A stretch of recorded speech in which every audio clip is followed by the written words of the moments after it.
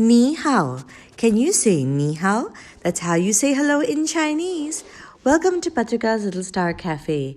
Facts that are fast, fun, and keep you happy. Today is Tuesday, April 14th, 2020. And here are today's matters for chatter.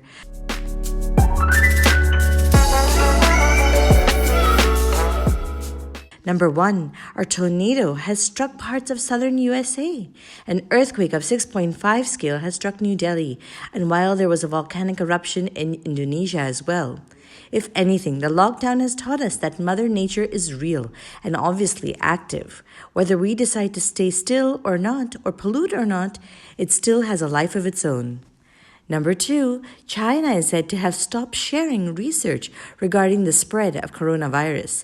This would be rather important to share, as we can all get a better idea of how it all started. The reason why people can't visit their families, don't have a job, and miss meeting their friends. Maybe that's why China wants to hide that from the world. Or maybe because it wants to create the cures for it first by keeping all the research private. Knowledge shared is never wasted.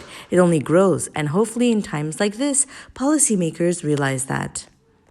Number 3, a food deliverer who was cured of cancer is so thankful to all the medical staff and community that he is delivering food to hospitals at the risk of his own health.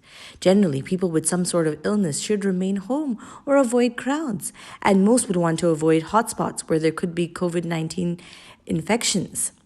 But not him. He wants to do his bit by serving the medical community.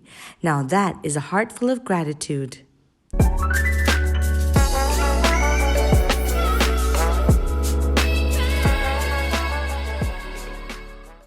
And now for today's mega matter.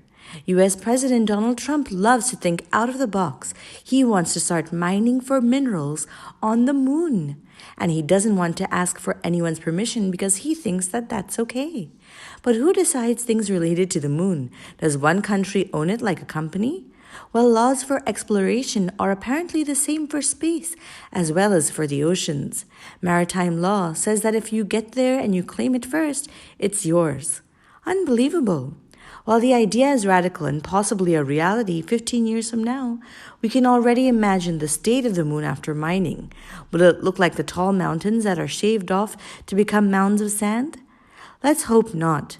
But in reality, scientists and space explorers all hope that we can find what we need to survive in space, as we have already depleted the Earth's resources.